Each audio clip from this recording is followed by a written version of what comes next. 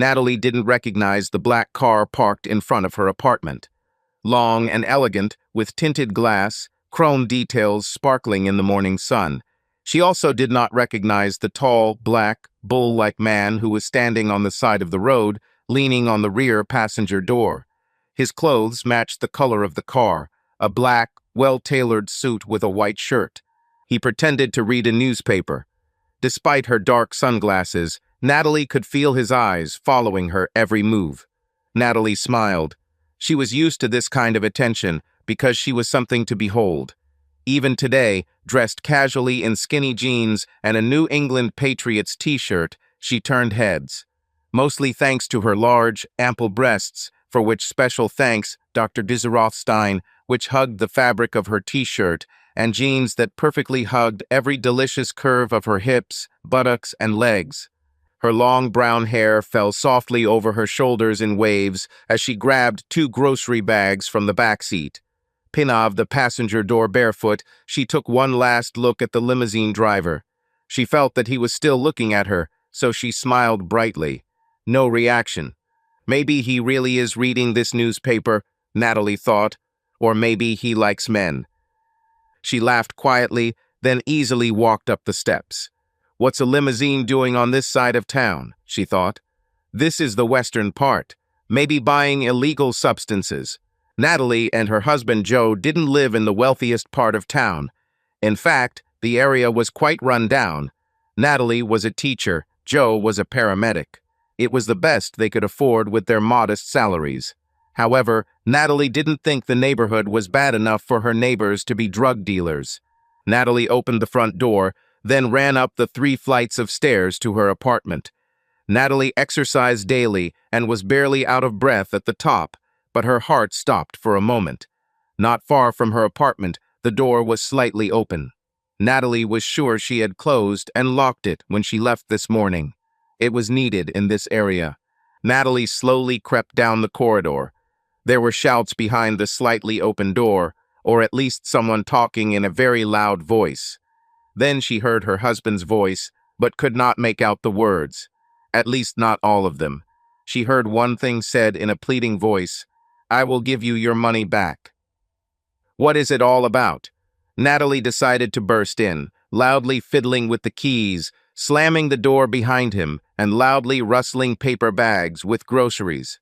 "Honey, I'm back," she shouted from the corridor. "Have you already woken up?"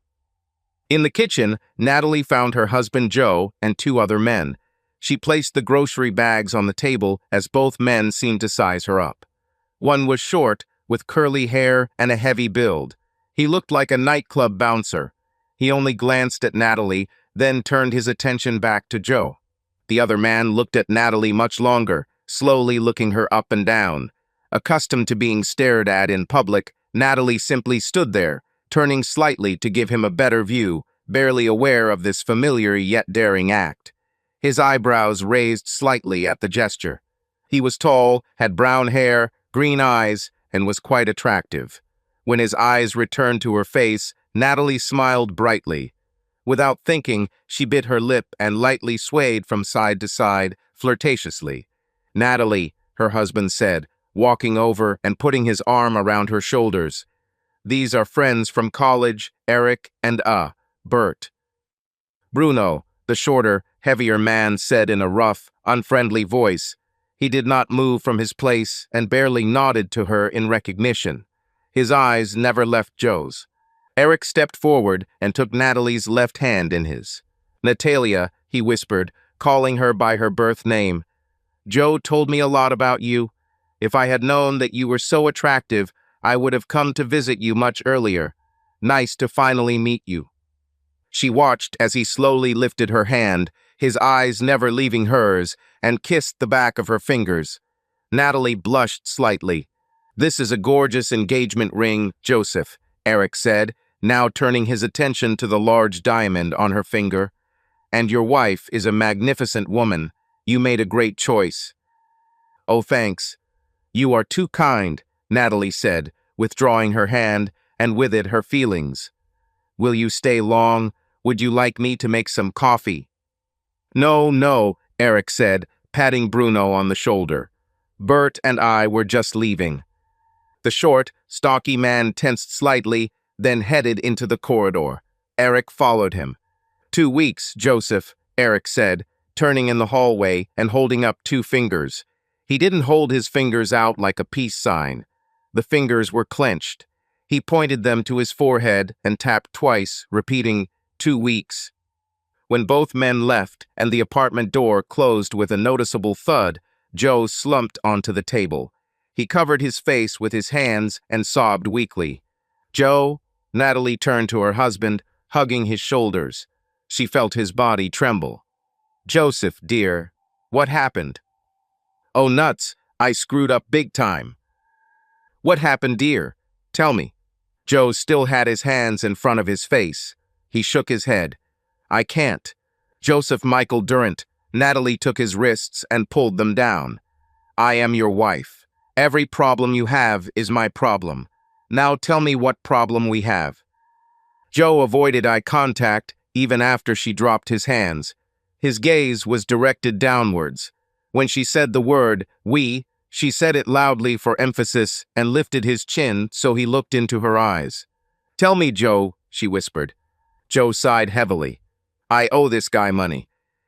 Who? Natalie asked. Eric. Hi, I owe him a lot of money. How many? $3,000. What? How? I mean, why did you borrow the money? Natalie hoped the question didn't sound judgmental, but in fact, she suddenly became angry. For you, Joe shuddered.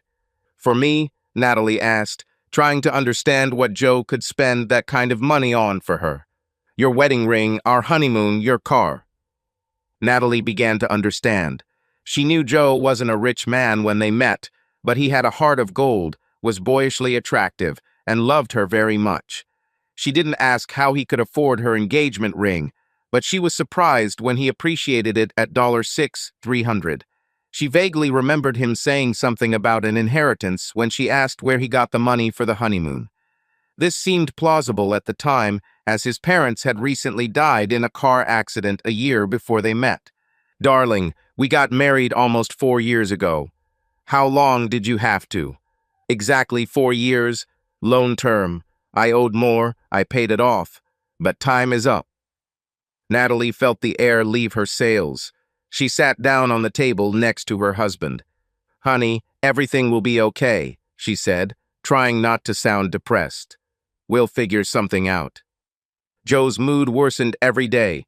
He became more and more distant from her, both emotionally and physically. Natalie barely recognized him and couldn't find a way to reach him. Every evening after dinner, Joe's phone rang. He looked at the screen, his face turned pale, and he left the apartment to take the call. Natalie knew it was Eric. She checked the call log on Joe's phone on the second night of this pattern. She hated spying on Joe, but he hadn't been completely honest with her in the last 4 years either. Natalie tried to think of options, but even she admitted that things weren't looking good. They had no family to turn to for money and few friends who were not equally strapped for cash. Late Friday morning, 5 days after Eric arrived at their home, Natalie decided to take matters into her own hands. While Joe slept after a night shift at the ambulance, she took his phone and scrolled through his recent calls. She pressed redial on the last number. It was Eric's name. Joseph, I'm very glad you called me. Do you have my money? Eric's voice sounded like a snake through the earpiece. This is not Joe. This is Natalie. After a short pause, Eric's voice changed from a hiss to a purr. Ah, Natalia, it's a pleasant surprise, but very unexpected. Natalie sat with the phone pressed to her ear.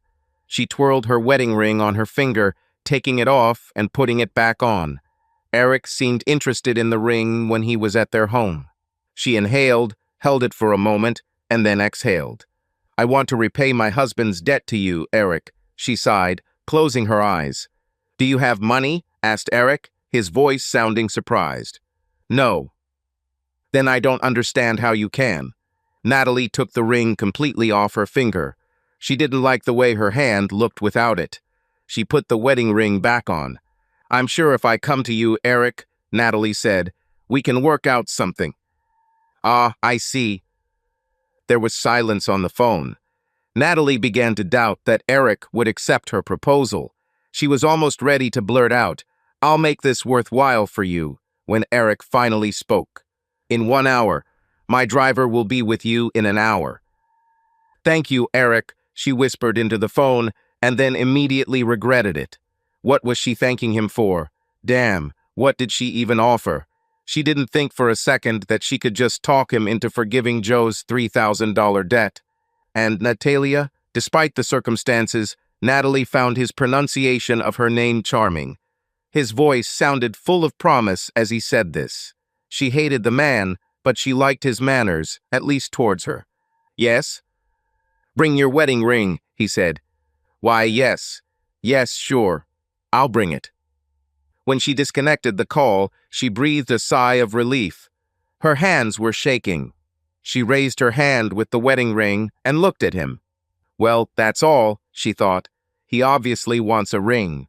This is our ticket. I'll give Eric the ring. It should pay off Joe's debt.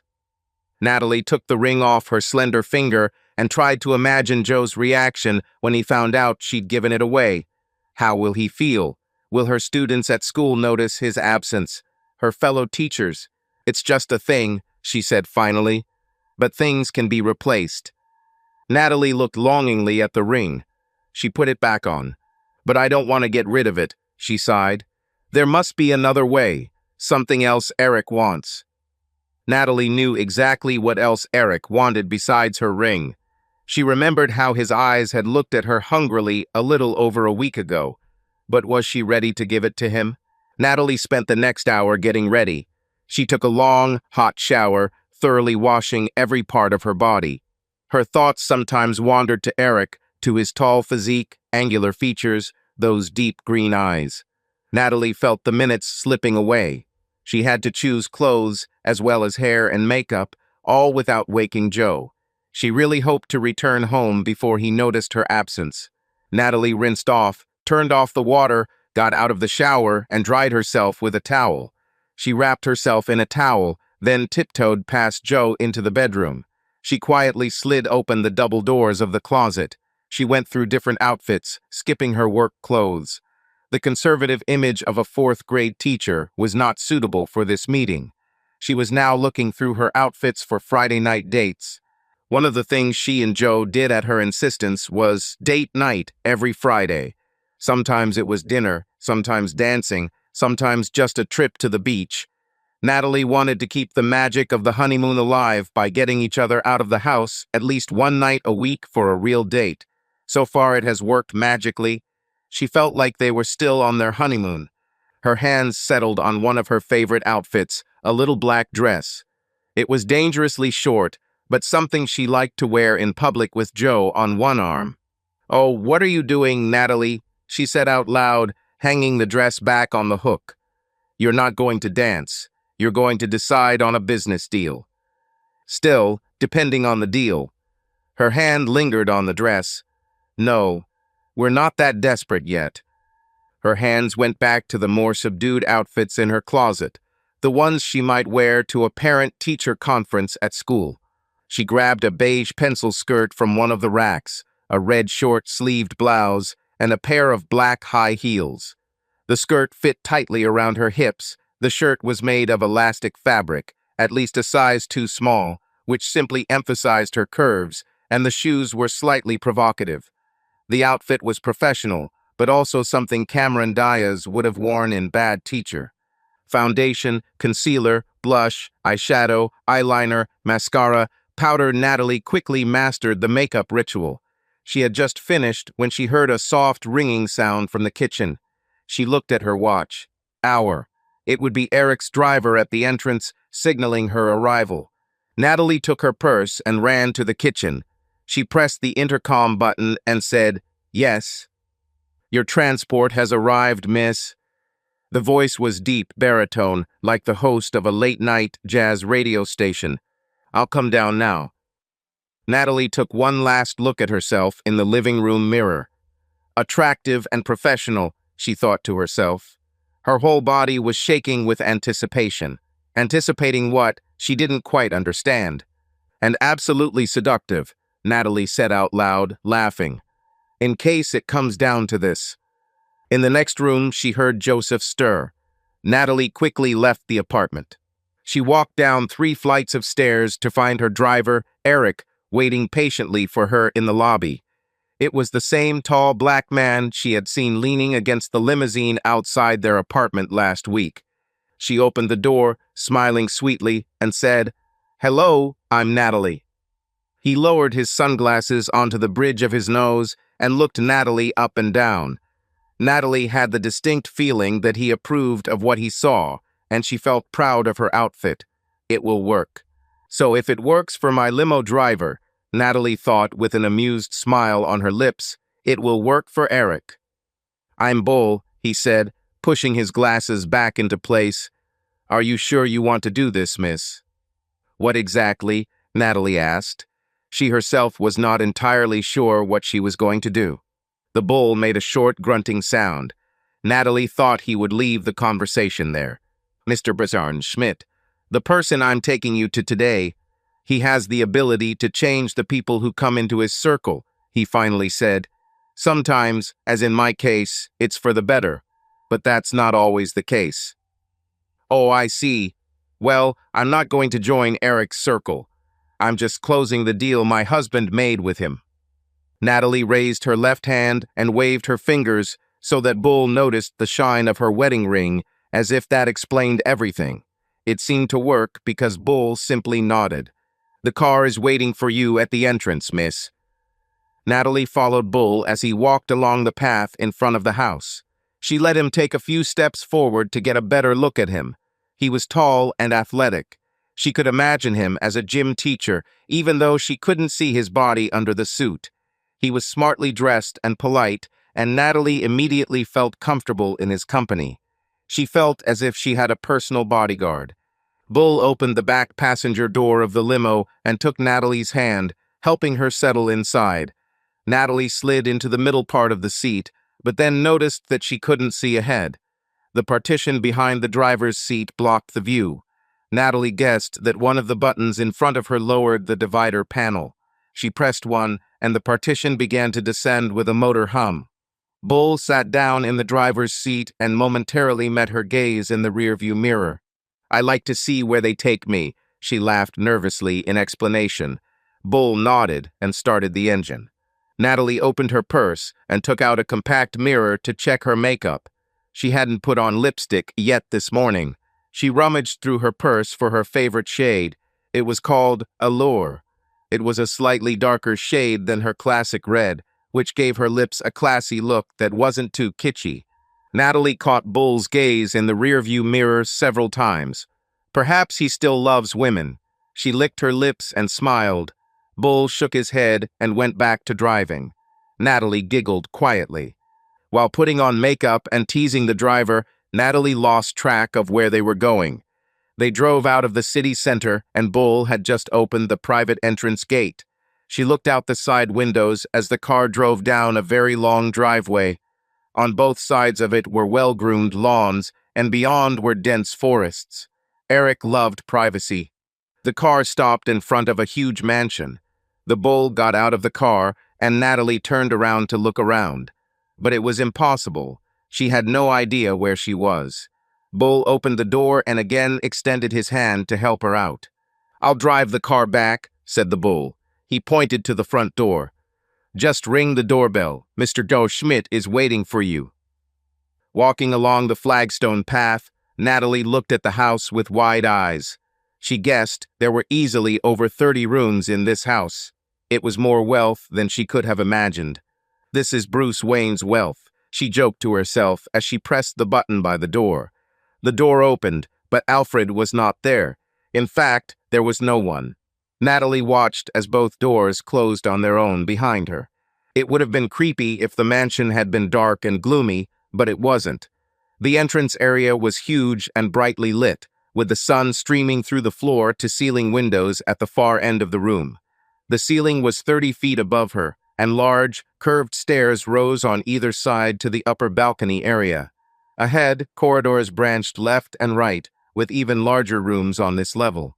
Hello? Natalie called, not seeing anyone in the immediate vicinity.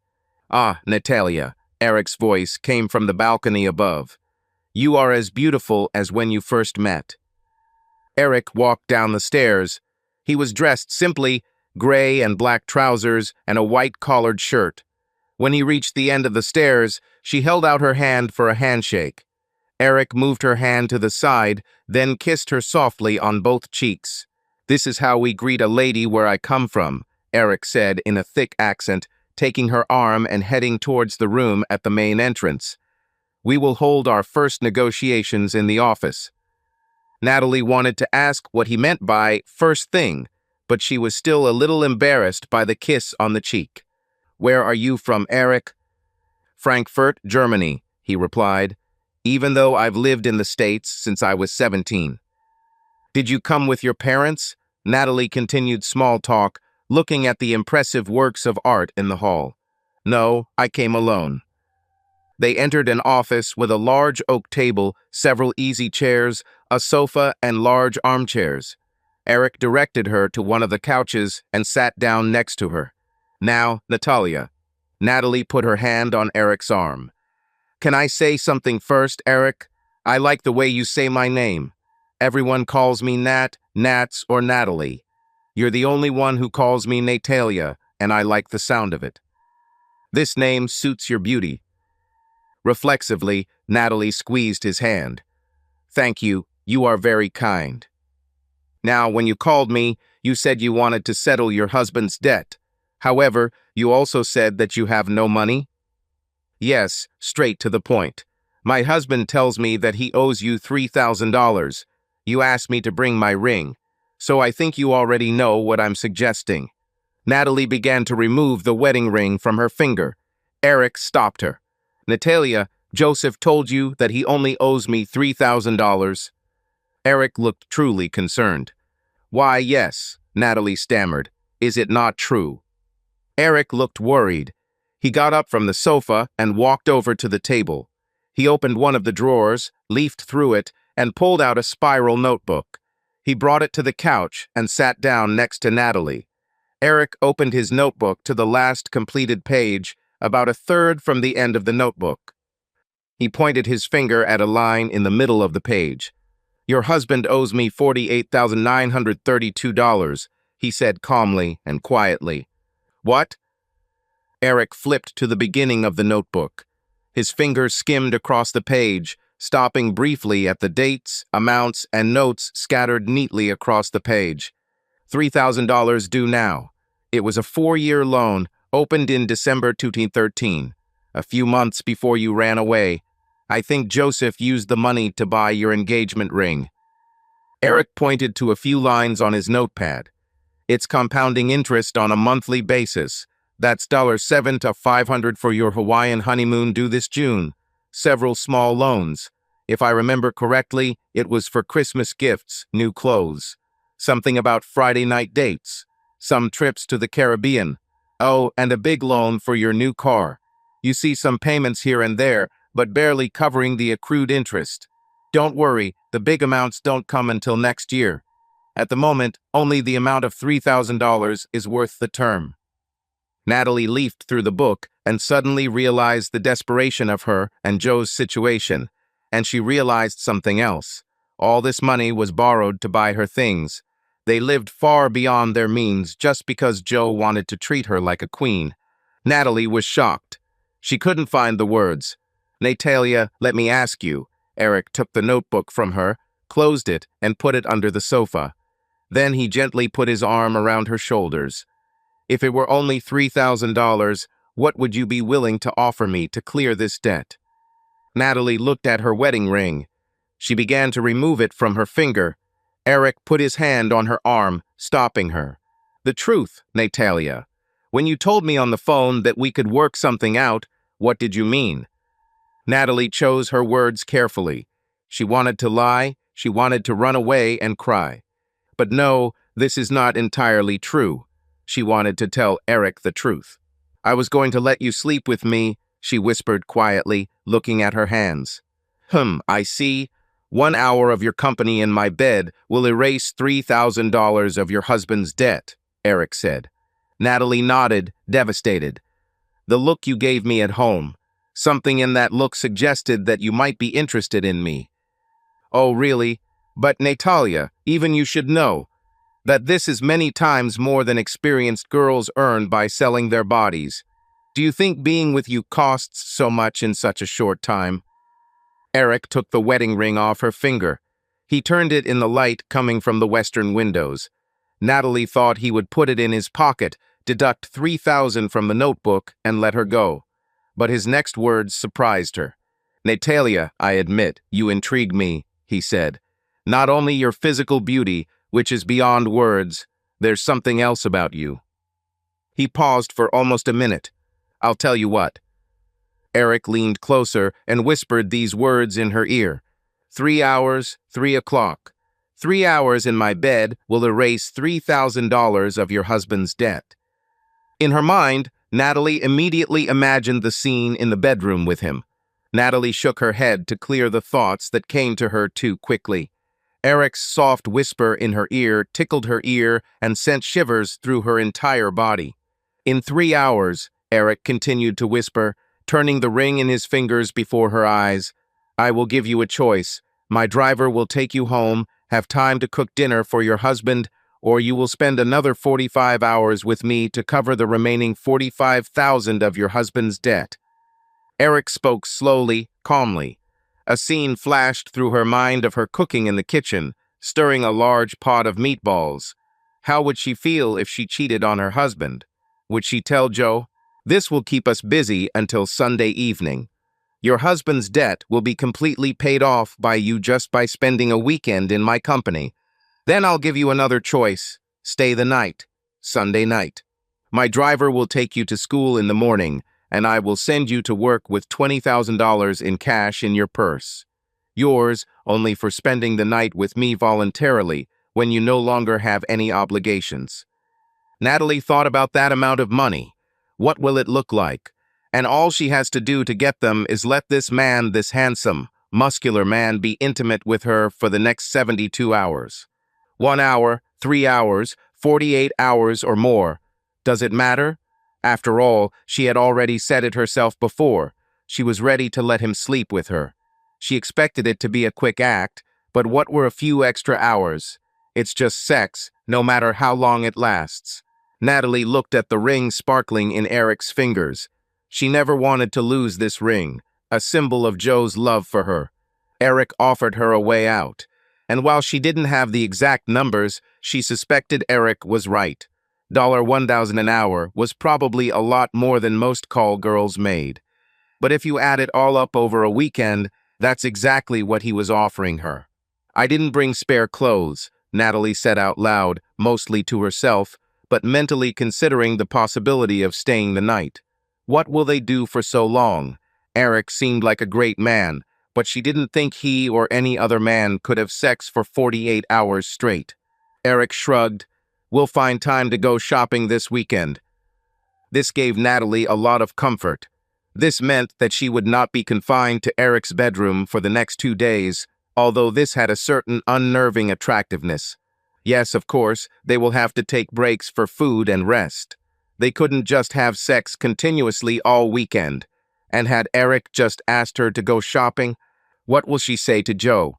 What explanation can she give for not coming home for the weekend? Maybe she will only stay for 3 hours.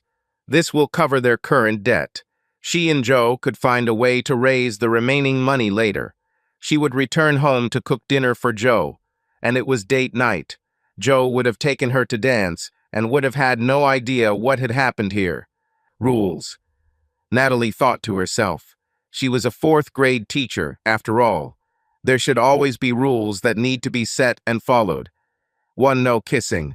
Julia Roberts had it right in Pretty Woman. Kissing means people are interested in each other romantically. I won't kiss him. 2. Just sex. I won't even pretend to enjoy it. 3. I won't call him sweetie, darling, or any of the other pet names I call Joe. 4. Home by 4 o'clock, no matter what happens. Joe and I can find a way to earn $7,500, and the remaining amount will be until October. Okay, Mr. Disser Schmidt, Natalie said, quickly accepting the last rule. If this was a business transaction, she would call him by his last name. 3 hours, 3 o'clock. Let's go to your bedroom. Eric expressed no emotion about the news. He put the wedding ring back on Natalie's finger. I want you to wear this, Eric whispered in her ear. Once the ring was fully in place, his hand slid up her left arm, leaving a trail of goosebumps in its wake. I want you to see it on your finger. His hand slid up the length of her arm and rested on her shoulder. I want you to know that you are a married woman. Natalie looked at her wedding ring. She was a married woman owned by another man. Her last thought was about the words of the bull. Eric knows how to change the people who enter his circle, sometimes for the better, but not always. For the better, Natalie whispered when she found the words. I have changed for the better. What? Asked Eric. Natalie turned to Eric. I think we have 2.5 hours left. Why don't you take me to your bedroom? Eric chuckled, gently taking Natalie's hand and guiding her down the wide hallway of the mansion. His touch was confident but not overbearing, and she felt her heart beat faster. The walls of the corridor were decorated with paintings, which, as Natalie suggested, could be originals by famous artists. They walked past several doors before stopping at a massive oak door. Eric opened it, and Natalie saw a room whose grandeur was breathtaking. In the center stood a large bed with tall carved pillars and a canopy. The room was filled with soft light from several lamps placed in the corners. Eric closed the door behind them and turned to Natalie. His gaze was penetrating, and she felt her body begin to tremble under his attention. Are you sure you're ready for this? He asked quietly. Natalie nodded, although a storm of doubt was still raging inside her. She knew she was doing this for Joe, for their future. But the price she had to pay seemed too high. Eric took a step forward, gently grabbed her chin and raised her face, forcing her to look into his eyes. Remember this ring on your finger, he whispered, and know that this is just a business. You repay the debt, and that's all. Natalie nodded, feeling his warmth and the smell of his cologne. She knew this moment would change her life, but she couldn't afford to back down. Eric slowly leaned down and kissed her. It was not a passionate kiss, but rather a sign of respect and gratitude. Natalie closed her eyes, trying not to think about what would happen next. Time seemed to slow down, and every moment lasted an eternity. Eric was gentle and attentive. He took his time, and his actions were filled with a feeling that she did not expect. When the time was up, Natalie felt strangely relieved. She had kept her end of the bargain, and now Joe's debt was paid off. She looked at Eric, who got dressed and sat next to her on the bed. You can stay if you want, he said softly, but I won't force you. Natalie knew she had a choice. She could stay the weekend and get $20,000, but she knew there would be consequences. Thank you, Eric, she said, getting out of bed and getting dressed. But I need to get home. Eric nodded, understanding her decision. He walked her to the door and called the driver. As Natalie got into the car, she felt her heart finally calm down. She did what she had to do for Joe and their future. She got home in time to cook dinner and spend date night with her husband, as they always did. Joe knew nothing about her sacrifice, and she decided it was best this way. She saved her family and their future, and that was the main thing. A few months later, Natalie noticed how Joe had changed. He again became the loving and caring husband he was before. They found ways to cut costs and start saving money so they wouldn't end up in those situations again. Natalie knew that her action was not heroic, but it was necessary. And in the end, she realized that her love and loyalty to Joe was what really mattered. Subscribe to our channel so that your love doesn't cheat on you, and go ahead and listen to the next story, because this story is nothing compared to the next one. If you're under 18, don't even think click to the next one.